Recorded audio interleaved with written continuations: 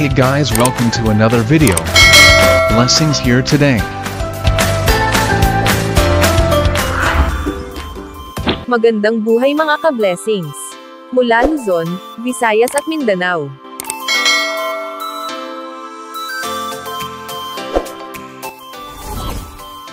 Good news mga ka-blessings. Dahil ang payout po ng cash grants para sa mga beneficiaries ng Conditional Cash Transfer Program o Pantawid Pamilyang Pilipino Program ng DSWD ay nakaschedule na po ngayong araw, April 30, 2024, araw ng Martes. Narito po ang payroll schedule para sa bawat rehiyon. Period 6, 2023, RCCT-CBS Regular. Para sa Region 9, o Zamboanga Peninsula. Region 11, o Southern Mindanao. Region 12, o Soxargen.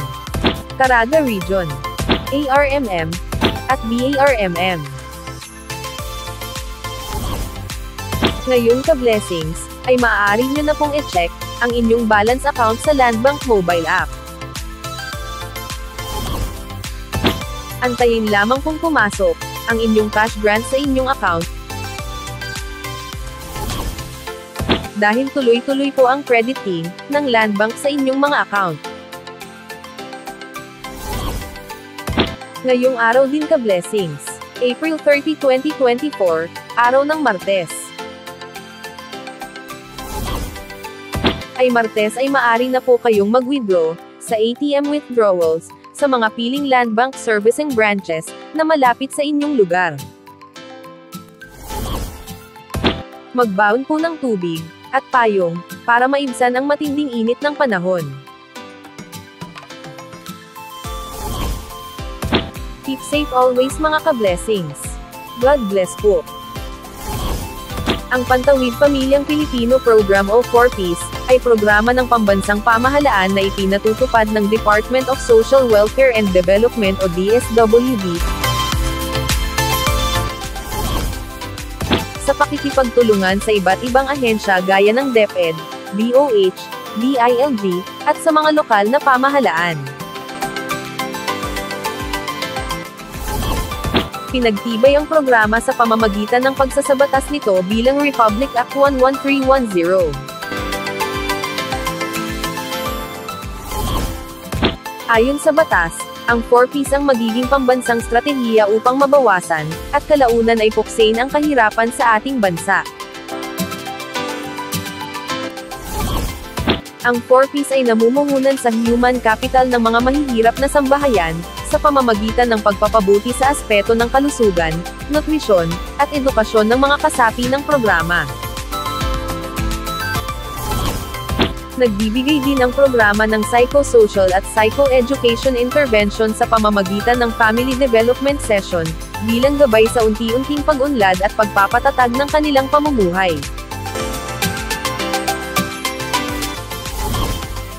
Noong ika-17 ng Abril taong 2019, isinabatas ang RA 11,310, na mas kilala bilang Anak Institutionalizing the Pantawid Pamilyang Pilipino Program o 4Ps Act. Sa pagsasabatas nito, ang 4Ps na programa sa ilalim ng Department of Social Welfare and Development ay magiging permanenteng pambansang estratehiya ng gobyerno, upang puksain ang kahirapan sa bansa, sa pamamagitan ng pagbibigay ng tulong pinansyal sa mga mahihirap na pamilyang Pilipino, upang mapabuti ang kanilang kalusugan, nutrisyon, at edukasyon. Sino-sino ang maaaring maging benepisyaryo ng 4Ps? Ang mga maaaring maging benepisyaryo nito ay mga mahihirap na pamilyang Pilipino, na siyang makakasunod sa mga kondisyon ng programa. Automatikong kasama na sa targeting system na ito ang mga magsasaka, mangingisda, walang tirahan, katutubo, informal settlers, at mga pamilyang nasa malalayong lugar, o geographically isolated and disadvantaged areas.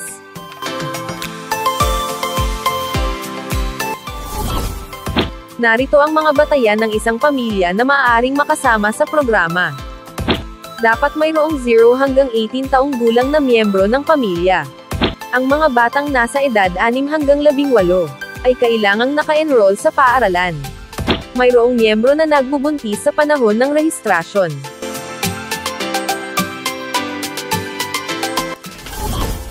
Ang isang kwalipikadong pamilya ay maaari lamang maging benepisyaryo ng programa sa loob ng 7 taon. Paano makasama sa Pantawid Pamilyang Pilipino Program o 4Ps? Ang mga benepisyaryo ng programa ay pinipili, sa pamamagitan ng National Targeting System for Poverty Reduction o listahanan.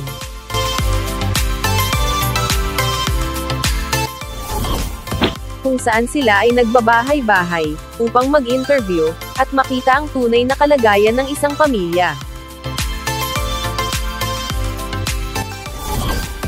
Sa ngayon, ay pinag-aaralan na ng DSWD na magkaroon ng community-based targeting system, na galing sa bawat DSWD regional offices, para madaling matukoy ang mga kwalipikadong benepisyaryo ng Pantawid Pamilyang Pilipino Program o 4Ps.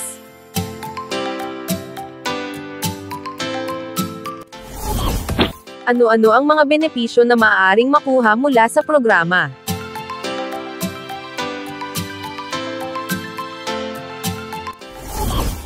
Sa ilalim ng 4Ps Act, ang mga benepisyaryo nito ay makakatanggap ng mga sumusunod. Tulong pinansyal para sa edukasyon, kung saan hanggang 3 bata lamang sa isang pamilya ang maaaring monitor ng programa.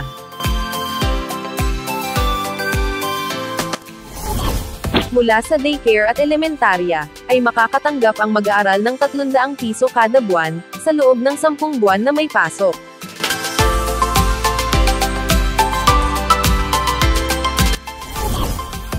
Sa high school ay makakatanggap ang mag-aaral ng 500 piso kada buwan, sa loob ng 10 buwan na may pasok.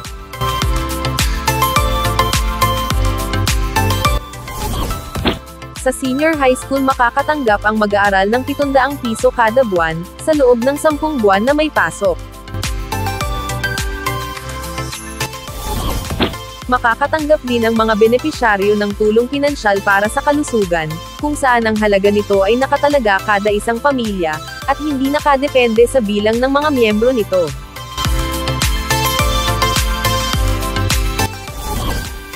Ito ay nagkakahalaga ng 750 piso kada buwan.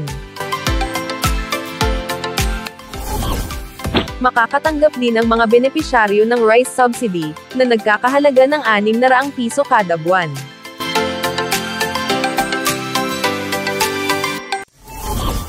Makakatanggap din ang benepisyaryo ng automatikong insurance coverage, mula sa National Health Insurance Program o PhilHealth.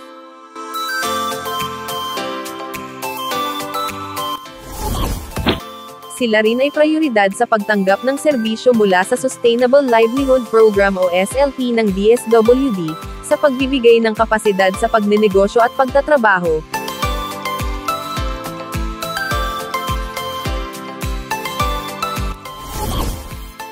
at sa serbisyo at programa ng ibang pang mga ahensya ng gobyerno o mga katuwang ng organisasyon.